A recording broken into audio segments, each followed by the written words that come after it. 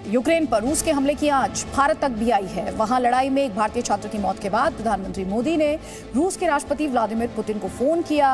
वो पुतिन जो इन दिनों अमेरिका, यूरोप और संयुक्त राष्ट्र की बात सुनने के मूड में नहीं है, उन्होंने प्रधानमंत्री मोदी से क्या कहा और क्यों कूटनीतिक गलियारों में भूचाल आ गया, देखिए सवाल का जवाब रिपोर्ट में।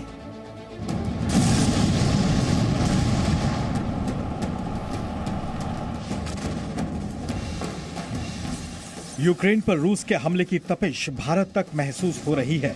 दो देशों के टकराव के बीच भारत के हजारों छात्र फंसे हैं,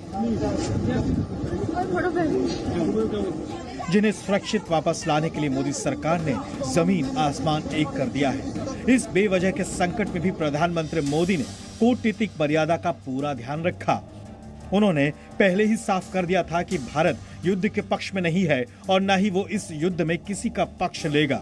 इसलिए जब उन्हें रूस के राष्ट्रपति व्लादिमीर पुतिन ने फोन करके कूटनीतिक समर्थन मांगा, तब भी प्रधानमंत्री मोदी ने बातचीत से विवाद सुलझाने की नसीहत दी। उस वक्त पीएम ने पुतिन को बताया कि उनकी चिंता यूक्रेन में फंसे 20,000 भारतीयों की सुरक्षा को लेकर है। लेकिन रूस की गारंटी के बाद भी जब यूक्रेन के खार्किव में भारत के एक छात्र की मौत हो गई, तो प्रधानमंत्री मोदी से रहा नहीं गया। उन्होंने रूस के राष्ट्रपति पुतिन से दो टूक बात करने के लिए फोन लगाया। पीएम मोदी ने पुतिन से क्या बात की होगी, इसे आप रूस के बयान से ही समझ सकते हैं, जो फोन कॉल के तुरंत बाद जारी किया गया।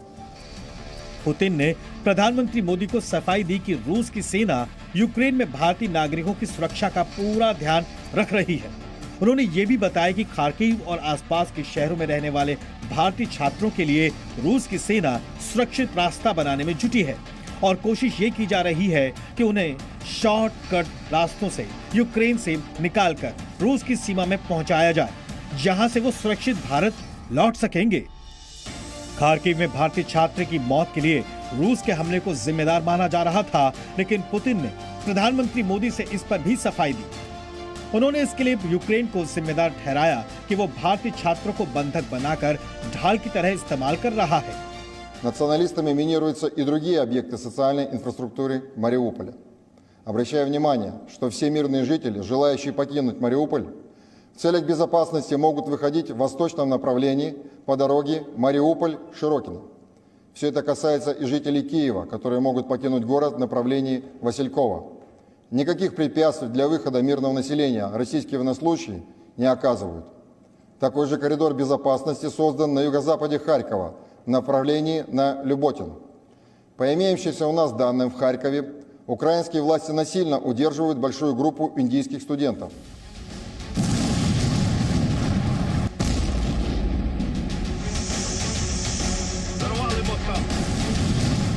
Готовы разговаривать, но продолжать нашу операцию мы будем, потому что мы не можем позволить себе сохранить на Украине инфраструктуру, которая угрожает безопасности Российской Федерации. И демилитаризация в этом смысле, в смысле уничтожения угрожающей нам инфраструктуры и вооружений, она будет доведена до конца.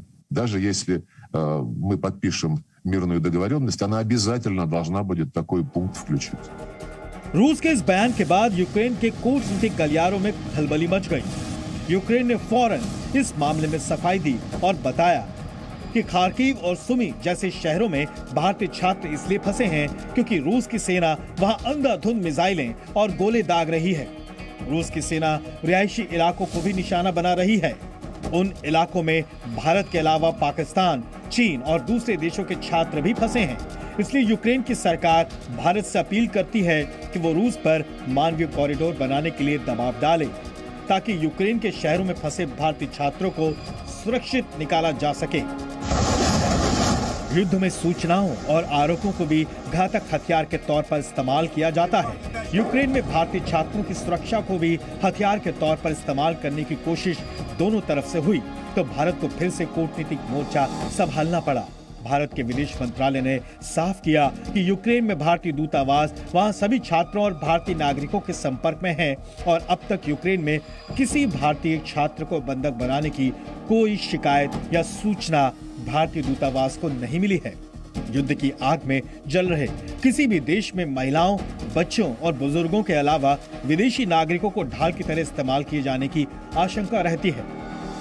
यूक्रेन में भी यह आशंका थी, इसलिए प्रधानमंत्री मोदी ने समय रहते दखल दिया और पुतिन से खुद बात करके उन्होंने रूस और यूक्रेन दोनों देशों को संदेश दे दिया कि अगर किसी ने भारतीय छात्रों को जानबूझकर टारगेट किया तो भारत चुप नहीं रहेगा।